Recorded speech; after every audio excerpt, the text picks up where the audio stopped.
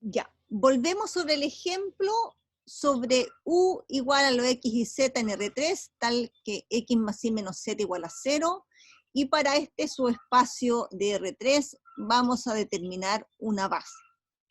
Entonces, ¿cómo hacemos para determinar una base? Bueno, vamos a empezar primero por determinar, ¿no es cierto? Primero vamos a comenzar por determinar el conjunto generador de U. Entonces, primero vamos a determinar un conjunto que genere a U.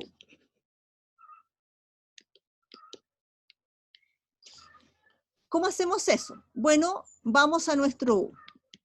Nuestro U dice que son los X, Y, Z en R3, tal que X más Y más Z igual a 0.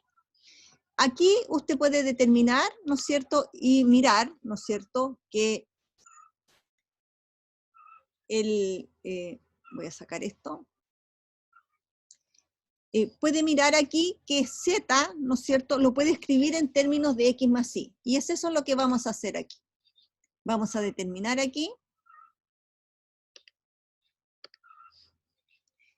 que mi Z, ¿no es cierto?, yo lo puedo escribir como X más Y. Y eso lo vamos a reemplazar aquí. Entonces, ¿cómo puedo escribir yo Z como X más Y? Entonces, ¿quién va a estar constituido por U? U son los X, Y, y el Z, ¿no es cierto?, está constituido por X más Y. Tal que el X, Y están en los números reales. Voy ahora a dejar los elementos que pueden armar esta combinación de X e Y. Si usted escribe X, 1, 0, 1, más la otra combinación Y por 0, 1, 1, si escribe esa combinación y la suma de escalar por vector más escalar por vector, esta combinación lineal, esto es una combinación lineal, ¿no es cierto?, obtiene que aquí X, Y obtiene X, la segunda coordenada obtiene Y, y la tercera X más Y. Entonces, tal que aquí X, Y están en R. Esto por definición es el generado por quién. Cuando yo escribo que este vector, ¿no es cierto?, son todas las posibles combinaciones de esos vectores, eso equivale a que es el generado por definición de 1, 0, 1, 0, 1, 1. Entonces, eso tengo aquí que U está generado por estos dos elementos. Estos dos elementos que yo he puesto ahí, voy a ahorrar esto que es combinación, estos dos elementos, ahora para que este conjunto forme una base, ¿qué me falta? Me falta chequear que este conjunto sea, ¿no es cierto?, linealmente independiente. Entonces aquí, yo tengo un conjunto, B. ¿Quién es B? B va a estar formado, el candidato, porque tiene una condición, 1, 0, 1, y 0, 1, 1. Entonces, he probado que B genera, he probado que el generado por este B es U, ¿no es cierto? Aquí está, que el generado por este B es U, y me falta probar que B es LI. Entonces ahora, como segunda etapa, vamos a probar que acaso B es LI. Entonces, para probar que B es LI, vamos a probar si B es LI o LD. Para que yo tenga un final feliz, debo determinar, ojalá que B sea LI, y estoy listo.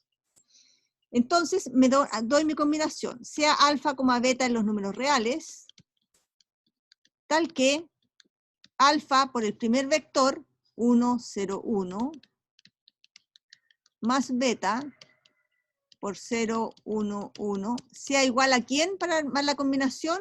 El cero vector, que es 0, 0, 0. Ahí obtenemos nosotros que obtenemos un sistema. ¿Qué sistema tenemos? Tenemos el sistema que alfa igual a 0, después tenemos alfa, no, aquí tenemos beta, porque me queda 0.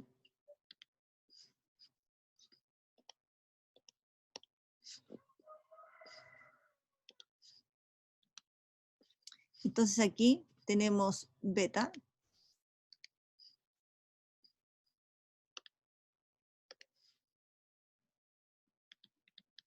Y la última ocasión, alfa más beta igual a 0. Entonces se tienen que cumplir todas las ecuaciones. Alfa más beta igual a 0. Igual nomás. Igual a 0. Ya. Entonces aquí nosotros hemos determinado los valores, ¿no es cierto?, para alfa y beta.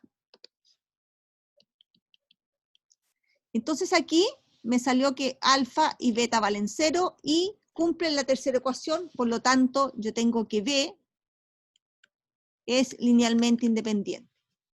Por lo tanto, como este conjunto que yo determiné a través del paso 1 y el segundo paso, he determinado que B genera a U y que B es LI. Por lo tanto, puedo responder acá. Voy a responder aquí.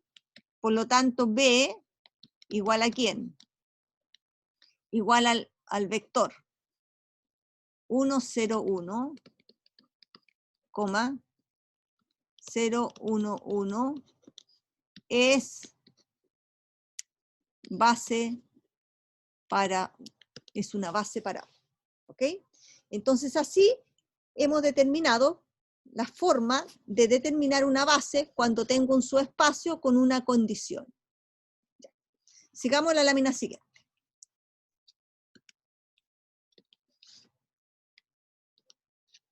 Ya.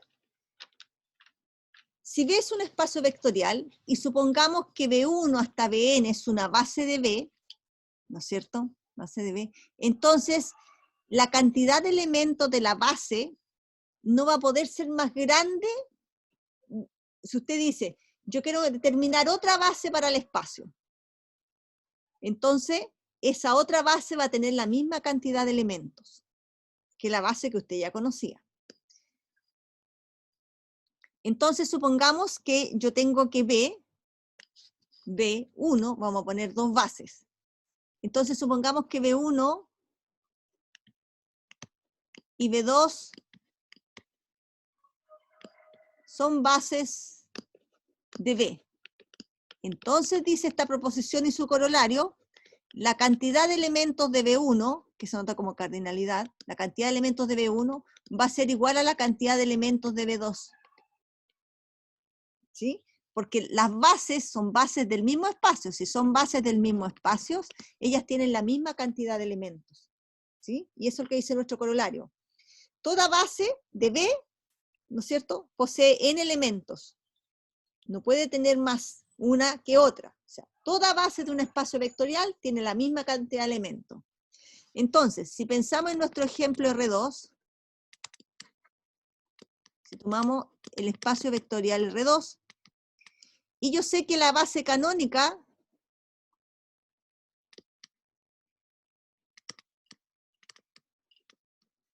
de R2 es, lo voy a poner B1. La base canónica de R2 es 1,0 y 0,1. Tiene dos elementos. Entonces cualquier otra base de R2 también va a tener dos elementos. Por ejemplo, si yo tomo otra base de R2, tiene que cumplir, ¿no es cierto?, que sea LI que genere. Entonces, otra base de R2 podría ser B2 igual, voy a conservar el 1,0, voy a poner 1,1. También es base de R2 esa, usted lo puede chequear si quiere. Probando que genera cualquier elemento de R2, o sea, un X, Y cualquiera de R2 está generado por esto, o sea, que es combinación lineal de esto, y que es un conjunto LI. ¿Qué otra base de R2 podemos dar? B3, por ejemplo. Voy a conservar ahora el 0,1 y voy a poner 1,1. Chequear. ¿Por qué chequear que es base? basta que el sistema de ecuación asociado a esto tenga determinante distinto de 0. ¿No es cierto? Que el sistema asociado a la combinación sea distinto de 0 para formar una base. O sea que hay muchas bases para R2, claro, pues hay muchas bases, si la base no es única. Solamente me dice que una misma base de un espacio vectorial va a tener la misma cantidad de elementos para cualquier otra base del espacio vectorial. Es un resultado súper importante, ¿ya? Aquí dentro de esta teoría. Entonces, aquí vimos que la base de Rn tiene n elementos. Entonces, cualquier base de Rn como espacio vectorial tiene n elementos. Entonces aquí le voy a dejar una tarea, que usted determine 3 bases de R3. ¿Ya? Entonces vamos a dejar aquí que usted vamos a dejar como tarea que usted determine 3 bases distintas